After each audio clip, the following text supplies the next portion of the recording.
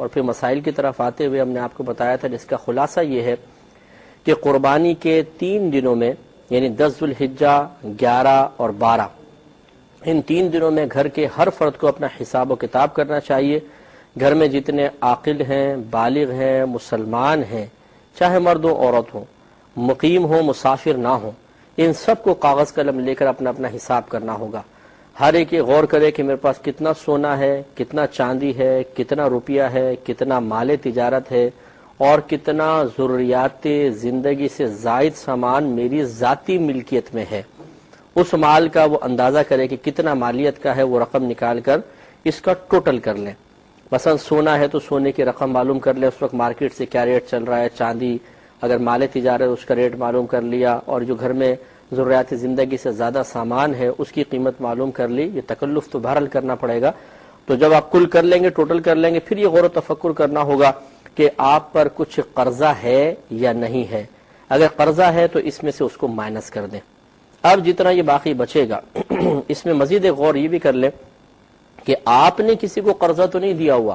جیسے پچھلے پروگرام میں آپ کو یاد ہوگا کہ بہن نے بی سی سے متعلقہ سوال کیا تھا کہ جب ہم نے بی سی ڈالی ہوتی ہے تو کیا اس بی سی پر بھی قربانی واجب ہوتی ہے؟ تو اس طرح اگر آپ نے بی سی ڈالی ہوئی ہے یا کسی کو قرضہ وغیرہ دیا ہوا ہے، اس قرضے کا اعتبار ہوگا، اسے اس میں ایڈ کر لیں۔ اب آپ دیکھیں کہ نصاب کس کس فرد کے پاس مکمل ہوتا ہے۔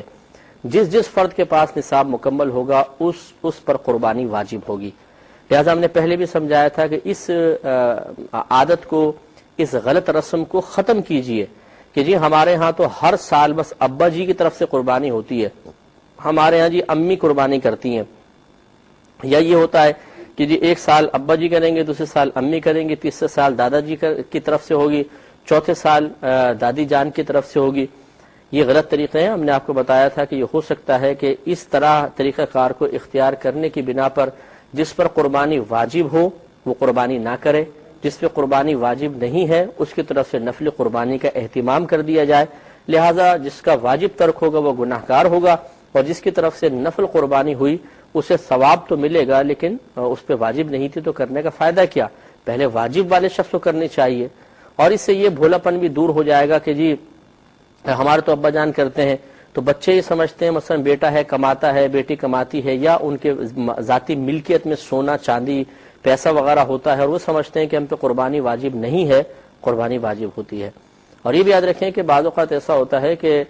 بچیوں کے نام پر زیور وغیرہ بنا کر علیحدہ رکھ دیا جاتا ہے،